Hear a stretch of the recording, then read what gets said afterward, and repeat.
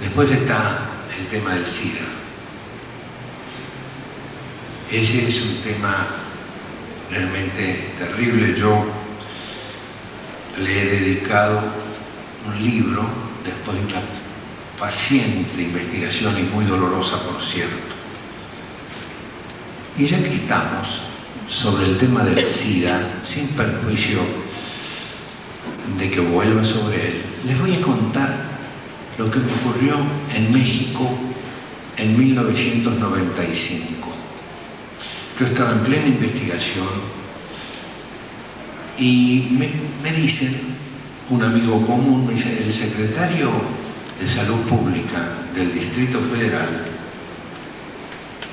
es un eminente hematólogo y además uno de los hombres que más conoce. Entonces me consiguen una audiencia, lo voy a entrevistar y en verdad que yo creo que hubiera durado la entrevista no más de 3 minutos, si por mí hubiera sido. Fue muy curiosa y se las voy a referir. Me siento frente a él, con mi amigo cerca, y le digo, mire, doctor, lo que quiero saber es cuál es la política de México con respecto al SIDA. Y el hombre se sonríe con esa forma tan mexicana. Me dice, pues no tenemos política.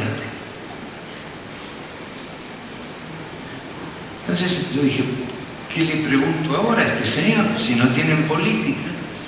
Entonces le dije, mire, me parece que esta segunda pregunta que le voy a hacer es súper abundante. Y ya me incorporé un poco porque ¿cuál es la política que tiene México en materia de SIDA en cárceles? Me dice, pues no tenemos política. Entonces le dije, mire, yo no voy a gastar de su tiempo, le agradezco mucho, lo único que me restaría es saber por qué no tienen política. Dice, pues esa es la pregunta que usted debía hacerme. Bueno, ¿por qué no tienen política? Y entonces me dijo, porque esa es nuestra política. O sea, la política de la no política. Piensen en la política de la no política. No es tan sencillo, porque si bien me sorprendió mucho ese momento, él me dijo, yo sabía para que usted venía aquí, y le guardé un libro, y me dijo además que usted me lo va a querer hurtar. Y a fe que se lo hubiera hurtado, ¿eh? El libro era una especie de vademecum del Banco Mundial. Todo muy bien forrado en azules, o sea, las tapas azules de diversas tonalidades. Me senté, me dijo, léalo un poco y usted va a advertir lo que es esto. Y se quedó hablando con nuestro amigo común. Yo me senté y empecé a ver. Y entonces, por una elemental razón de economía de tiempo, les voy a decir, el libro se dividía en 3 grandes capítulos.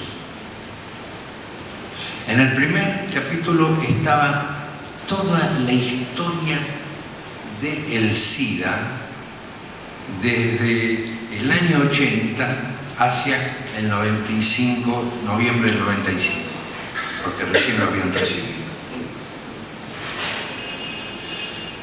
Toda la historia en inglés y en castellano, pero con todos los detalles de lo que ocurría en el África, todo. Diríamos, Rock Hudson incluido.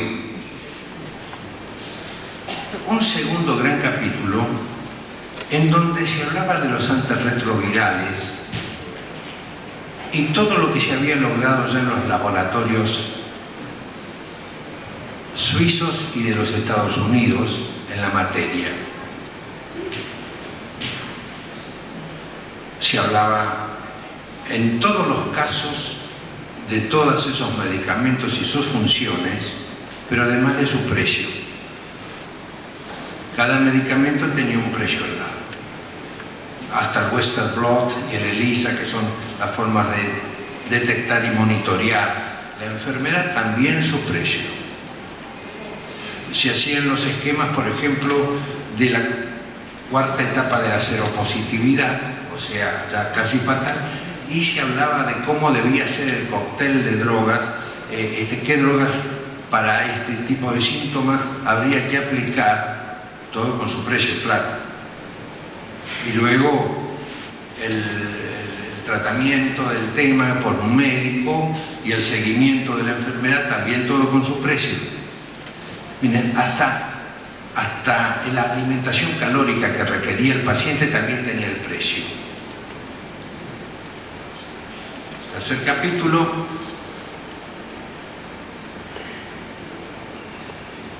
Ahí se señalaba en términos generales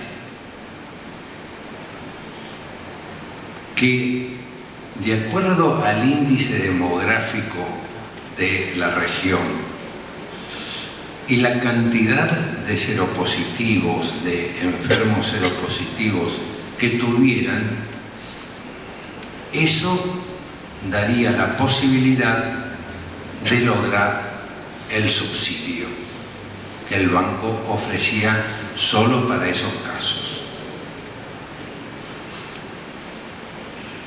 De modo que esto viene a subrayar lo que yo intenté explicar al principio. Para este sistema,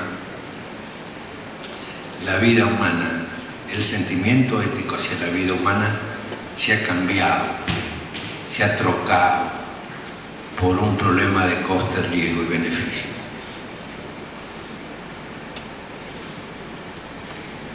Y el SIDA en las prisiones realmente es terrible, porque creo que ahí están los seres más vulnerables. Fíjense ustedes, al margen de la problemática sexual, que no solamente involucra a ciertos tipos de situaciones aceptadas o no, de homosexualidad, de pederastía, también existen problemas heterosexuales, incluso en nuestras cárceles, porque las mujeres visitan a los presos para tener la llamada visita íntima. Y cuando digo las mujeres, bien, estamos hablando de esposas, concubinas, novias, amantes, también prostitutas. Porque en general se ofrece la visita conyugal como una especie de forma de tranquilizar al establecimiento, o bien como una suerte de recompensa, porque se suele dejar de lado cuando el preso se porta mal. Pero al margen de eso, a la mujer que ingresa no se la monitorea, no hay un registro, y tampoco hay un registro en las cárceles de cuál es la situación de los presos. Eso en parte porque la Organización Mundial de la Salud, con un criterio errático, señala que a los presos hay que tratarlos de acuerdo a cómo se los trata en la vida libre, con la privacidad que deben tener los médicos y el secreto profesional. Pero si en la cárcel no hay privacidad, no hay privacidad alguna, y todo el mundo sabe cuando alguien está enfermo de esa enfermedad.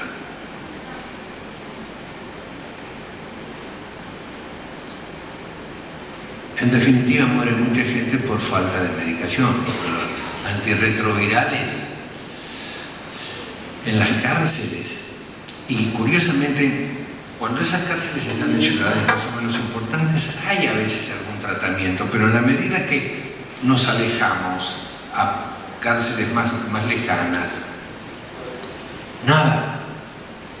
Vale decir que el individuo desarrolla su enfermedad y el juez, sabrá el juez, sobre todo aquellos que hacen un gran dispendio de inescarcelabilidades o de detenciones, el juez realmente, de acuerdo a la ley, ha privado de la libertad por una detención preventiva o por una sanción privativa de esa libertad, pero no ha condenado a la muerte. Sin embargo, el que se enferma y a veces contagia en la propia cárcel. Y les decía yo que eran los más vulnerables, porque fíjense, al margen de la problemática sexual está la inyectomía de drogas, que es la forma más rápida de transmisión. Sí, con la misma aguja se pinchan varios, claro. Después están los cortes, que ellos se infligen a veces con el mismo suncho. Es casi una cosa así medio de honor, cuando se cortan dos que se van a pelear pero que eran amigos y de pronto decían correr, uno le da el cuchillo al otro, se corta. Después está el hecho de que se afeitan con los mismos elementos que finalmente los tatuajes. O sea, que yo creo que en las cárceles están los más vulnerables para la exposición y el contagio de la enfermedad.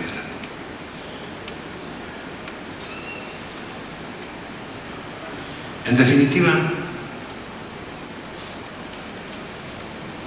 yo he querido hablar un poco también de estas víctimas actuales, con cárceles terriblemente superpobladas como nunca antes, con comisarías y seccionales que también reciben una cantidad enorme de presos, con chicos que se encuentran presos en lugares, habría que conocer bien todo el país y advertir que están en lugares, perdonen la palabreja, pero infrazoológicos.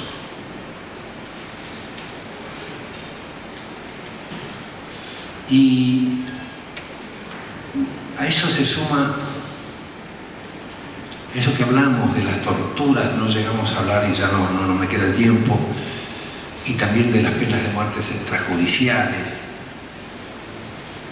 De modo que parece una tremenda ironía hablar de mano dura y tolerancia cero,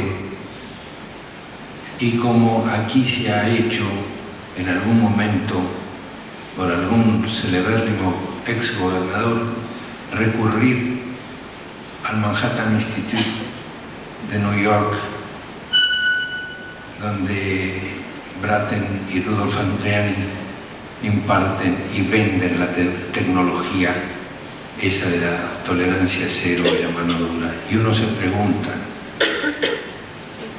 francamente, si estas cárceles, si estos reformatorios, si esta justicia no implican de por sí, por definición, mano dura y tolerancia cero. Habrá que pensar que en algún momento los políticos puedan dedicarse, como dije antes al pasar, al logro del pleno empleo, que ese es el deber. Y no quiero terminar esta conversación con ustedes sin dejar de decirles que la principal violencia que existe en el país, aunque no lo reflejen los diarios ni la televisión, es la del hambre. No lo olviden. El nuestro es un país demasiado rico para ser pobre. El nuestro es un país que se calcula que podría alimentar a 230 millones de personas. 230 millones de personas si estuviesen realmente industrialmente explotados. Sin embargo, el hambre, aunque se le haya tendido un mantón de Manila, existe y es como una terrible droga que se mete en el cuerpo, que hace sufrir dolores indecibles y que hace morir en nuestro país a 55 personas diariamente. Esa es la mayor violencia que tiene la Argentina. Quiero señalar finalmente algo que ya se me hizo como una cantilena. Yo he venido aquí a mi ciudad natal a ayudarnos a pensar, no a otra cosa. No quiero incomodar, ni he querido incomodar a nadie. Y si alguien realmente se sintió incómodo por alguna de mis aseveraciones, les quisiera recordar un poema de un gran poeta estadounidense llamado Walt Whitman, que termina diciendo: si vas a un desfile y un soldado equivoca el paso, no te burles, no lo juzgues, no te rías. Puede estar escuchando otros tambores. Muchas gracias.